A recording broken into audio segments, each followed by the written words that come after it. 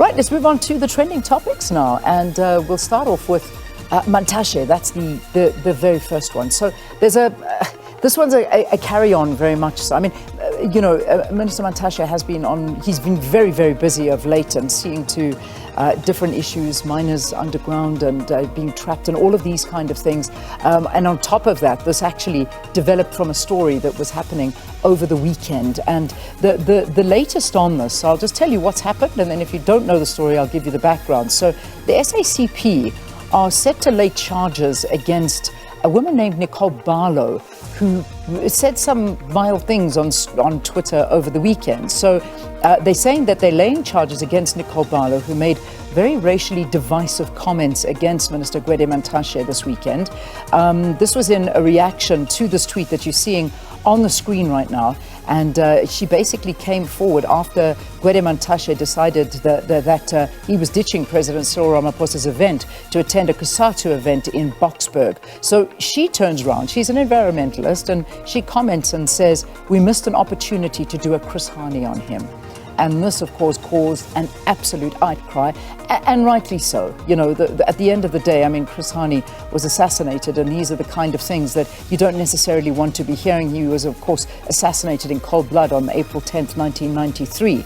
And then the SACP have now taken it upon themselves to say, that's it. We are going to be taking legal action. She has commented to more media organizations and says, bring it on. I didn't do anything wrong. I can say what I want to, and it's just, that's it. She deleted the tweet, she apologized, and apparently she's just said, I'm saying what I want to, everybody else can say what they want to, and it's sad that we're not going ahead when it comes to green energy and all of that stuff. So yeah, anyway, so that story not going anywhere anytime soon, so we'll keep watching that saga for you.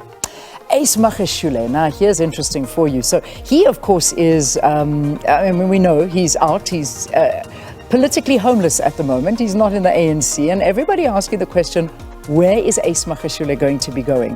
And it's, when we look at what was going and unfolding yesterday, it certainly does look like the EFF could be a massive prospect for Ace Magashule, because, that's kind of the talk of the town at the moment. And he was out doing an interview yesterday, and he was saying, because there was rumors that he had snubbed the EFF and that he certainly wasn't looking there. But, after the interview that he did, and he's been speaking about it, he has not closed that door, and in fact it seems like it's very wide open, and he's been having meetings with them. So yeah, that'll be an interesting one to watch on. So Ace Magashule is a trending topic, and quite a big one at that. Just a couple of comments saying, I was expelled a long time ago. I was expelled because a certain Mr. Rupert said, if you don't expel this man, I'm not going to support you, Mr. President. That was what he was speaking about during his interview. Also saying, Julius Malema is my comrade. He's right when he says they are engaging me. Malema did not fire himself from the ANC,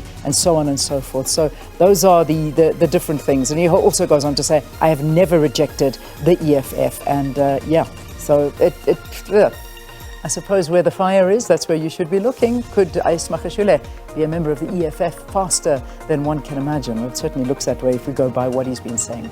All right, next trend. What else have we got here this morning? Quite heavy trends, I have to tell you.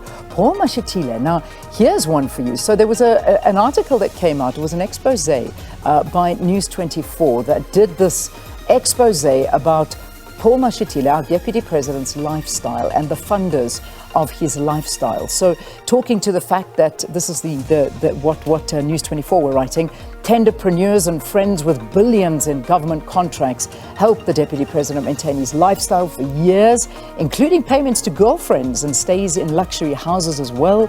Mashatile used his modus operandi before, when in 2009 he was seen spending Christmas in an Eisner home owned by a businessman doing work with the Gauteng government. And the Deputy President has perfected the art of deriving value from assets registered in the names of other people and benefactors and friends, notably his pals, which are the members of the Alex Mafia. But deep in this is probably one of the largest beneficiaries is Edwin Sodi, is what they're saying. The politically connected businessman that's currently on trial for charges of corruption. So they're saying that, Edwin Sodi is one person who has been funding that lifestyle, giving in houses, living in houses, holidays, money, you name it. So also saying that the president, well, this is the article just saying that the deputy president certainly never ever puts his hand in his pocket because everything is covered by those around him. So yeah, quite an interesting one to read if you haven't read it already.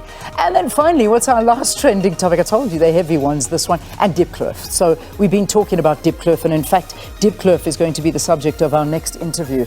We're going to be talking about the situation that got quite hair-raising yesterday. In fact, our Griselda Lewis and our cameraman that were out and about in Diepkloof covering the story had to leave that area after their vehicle was stoned. So there are photographs that Griselda posted showing, you know, the anger of the residents and the things that were going down there. But we're going to be speaking to Sanele Msibi. He's a Diepkloof hostel resident leader.